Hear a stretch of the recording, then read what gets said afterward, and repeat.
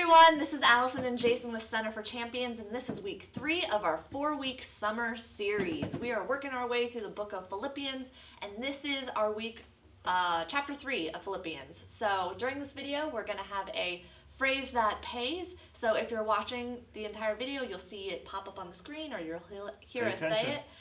Pay attention, and if you tell us tonight at the program, you will get a prize. Now, Allison, I don't know. Are you a video game player? Have you ever been a video game player?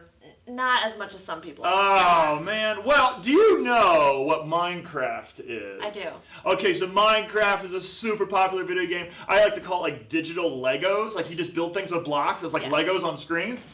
But the guy who invented it, the programmer who came up with Minecraft, is from Sweden, and his name is Marcus Persson. And he is really well known in the video game industry. He actually goes by the name Notch, is what his nickname is, Notch. So he invented it as kind of this project he would build, and then his friends would help him program, and then it got bigger, and had his little company, and they were making Minecraft game, and it got bigger and bigger. And Microsoft, that makes like computers, software, and the Xbox system, they wanted to buy it, and they actually wanted to buy Minecraft so that it would only run on Xboxes, and PlayStation could never have access to it in the console wars. So they came to him and said, we want to offer you money, so we have all the rights. You just basically give us everything Minecraft. And they offered him, guess how much money they wanted to give him for Minecraft? I have no idea. Like millions? No. Actually, $2.5 billion. Woo! Billion dollars. That's wow. $2,500 million. They gave him all this money. He was in his 30s. He was rich. He was set for life. Like if you had that many hundreds and hundreds and hundreds of millions of dollars, what would you buy? Probably an island. Buy an island like in Harrisburg, like a city island. She'd buy all City Island. I don't think it'd be in Harrisburg. Okay, so he bought airplanes and he bought sports cars and Bugattis and Ferraris, but he needed a mansion. Like you gotta have a mansion with that much money. And so there was this mansion for sale in Beverly Hills, Los Angeles, California. It's this amazing mansion. It overlooks the city and the beach, has an infinity pool. It has a place for your cars where you can put one of them on this turntable and it spins your car like you're on a game show. Because you can't walk around it. Because it actually spins around your Bugatti slowly so that everyone can be jealous of it. It has a candy store. He has a candy store with like all the M&M tubes. There's $200,000 worth of M&Ms in his house. That'd be my style. Like that's what my house is worth.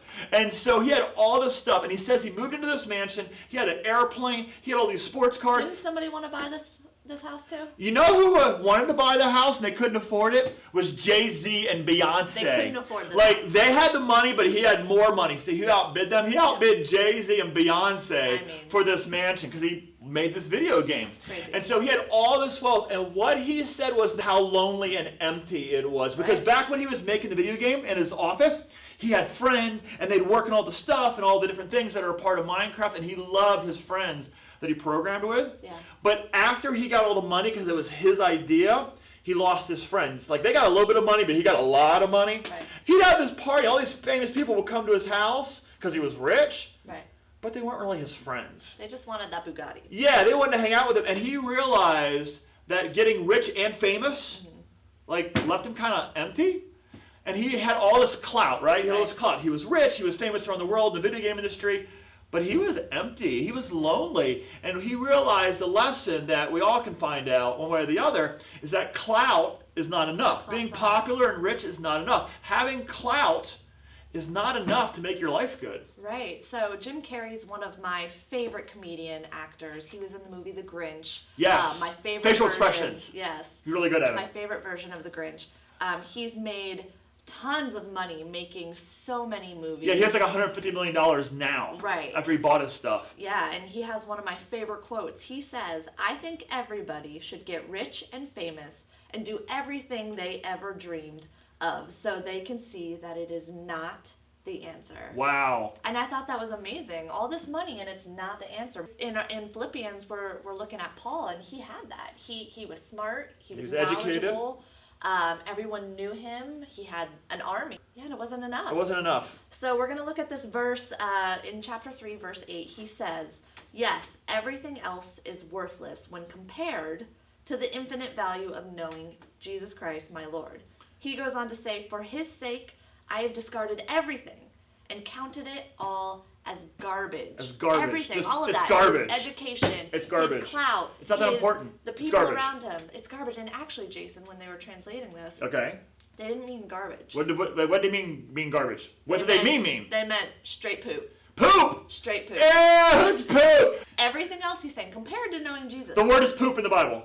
Well, it's probably worse than poop. Poop. Oh, it's the other word for poop. Yes. Yeah, and Paul originally wrote it. He wrote this word, like that was poop, but it's the other word for poop. Bad. Everything else, all that clout, if you don't know Jesus, it's all garbage. It's all poop. It's all, So you know. now, not only is clout not enough, clout leaves you lonely. Lonely. Which we see from these guys, from Marcus, from Jim Carrey, Okay. and from Paul. But also, Paul tells us that life without Jesus is poopy. Life without Jesus is poopy. I like that. And that is our phrase that pays this week. Life without Jesus is poopy. Yeah, so if you guys come to Jeff, Jason, or me tonight and tell us that phrase, we might laugh, but you will get a prize. What we're talking about is this better life that God has for us. He's going to move you into. And chasing clout, chasing getting rich or famous or being the most popular kid in your neighborhood or being the bully in your neighborhood, like all that power and clout is actually garbage.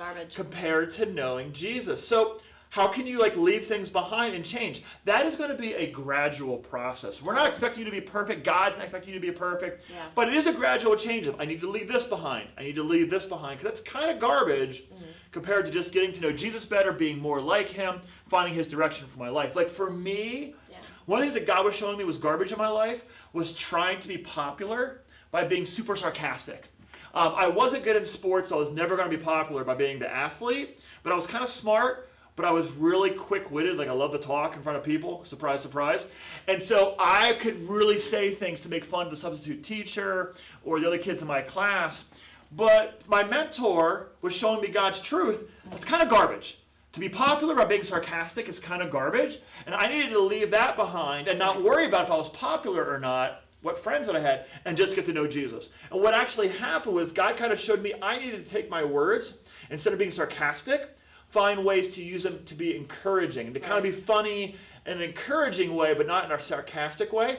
And that actually took me into a better life. So Jesus wants to help you to get a little better each day. So we'd love for you guys to talk about, with your matches between mentors and mentees, what's some little aspect of your life that God's showing you it's kind of garbage, it's kind of poopy. Yeah. God wants you to leave this behind. Right. Because he wants you to be more like that. Like he has a better life for you. What is God maybe tugging at your heart to leave behind? Because it's kind of garbage in your life right now. So talk about that. Maybe pray about becoming better. Grow better over the course of the summer. And we look forward to hanging out with you guys tonight. And we cannot wait to have you guys hear the magic phrase. Because my favorite one. We'll see you guys tonight. Looking forward to hanging out with you. See you later, guys. Life without Jesus is poopy.